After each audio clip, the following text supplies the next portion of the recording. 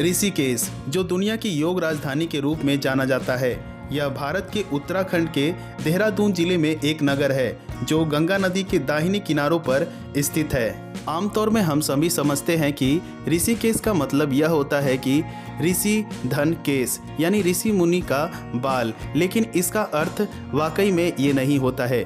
ऋषिकेश का मतलब ये होता है कि ऋषिक धन एस। ऋषिक मतलब होता है कि इंद्रियां, और एस मतलब होता है कि भगवान या गुरु।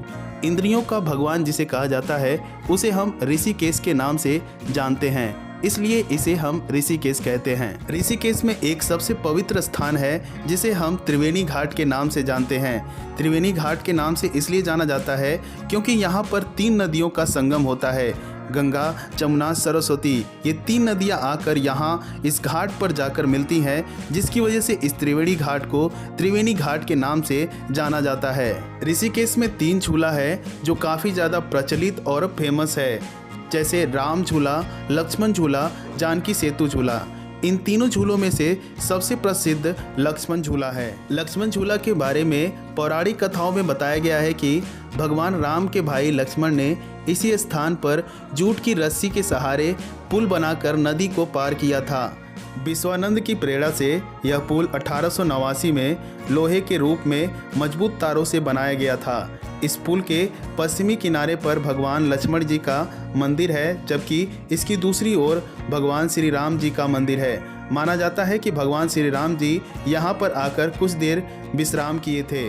450 फीट लंबा झूलता हुआ पुल है जो 70 फीट की ऊंचाई पर बनाया गया है। यह धार्मिक दृष्टिकोण से भी बहुत ही महत्वपूर्ण पुल है, जिसकी वजह से यहाँ पर देश और विदेश से लोग काफ़ी मात्रा में घूमने के लिए आते हैं। ऋषिकेश को योग राजधानी के रूप में इसलिए कहा जाता है क्योंकि यहाँ पर योगा, मेडिटेशन तरह की चीज़ें सिखाई जाती हैं, जिसे सीखने के लिए लोग देश और विदेश से लोग यहाँ पर आते हैं और उस मेडिटेशन और योगा को यहाँ पर सीखते हैं। यहाँ पर बहुत सारे अलग अलग तरीके के ट्रेनर रहते हैं जो लोगों को योगा और मेडिटेशन सिखाते हैं। यहाँ पर पहाड़ों से जब गुजरते हैं तो पहाड़ों से जो नज़ारा दिखता है, पहाड़ों का, झरनों का, नदियों का, पेड़ों का, वो काफ़ी खूबसूरत होता है, जो कि हमारे मन और हमारे चित्त को शांत करता है।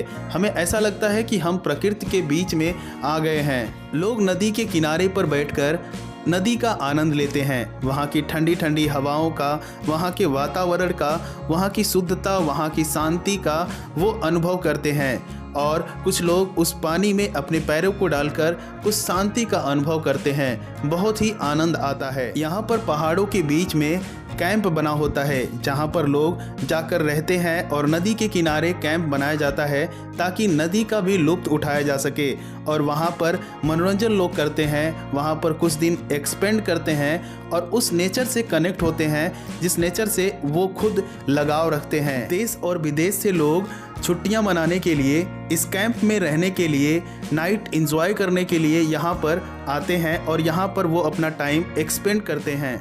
अगर आप ऋषिकेश घूमना चाहते हैं तो आप राम झूला, लक्ष्मण झूला, जानकी झूला, झरना, पहाड़, त्रिवेणी घाट, परमार्थ निकेतन, यहाँ पर आप राफ्टिंग कर सकते हैं, हाई जंपिंग कर सकते हैं, मोहन चट्टी, फूल चट्टी, जो कि आपको एक अलग ही वातावरण में लेकर जाकर आपको एक प्रकृति से कनेक्ट करेगी। यहाँ पर आपको राफ्टिंग के लिए अलग अलग जगह पे ऑफिसेज बनी होंगी, वहाँ पर जाकर आप राफ्टिंग के लिए नाम लिखवा सकते हैं। अगर आपका ग्रुप है तो वहाँ पर ग्रुप में जाकर आप राफ्टिंग कर सकते हैं। हाई जंपिंग करना है तो आप हाई जंपिंग पे जाकर वहाँ पर अलग अलग चार्जेस अमाउंट है, वहाँ पर हाई जंपिंग का एंजॉय कर सकते हैं। पहाड़ों के साइड से रास्तों से गुजरा जाता है तो वहाँ के जो नज़ारे दिखते हैं, पहाड़ों का नज़ारा, वो बड़ा ही खूबसूरत होता है। एक के बाद दूसरा पहाड़, दूसरे के बाद तीसरा पहाड़, ऐसा लगता है कि पहाड़ कभी ख़त्म ही नहीं हो रहा है।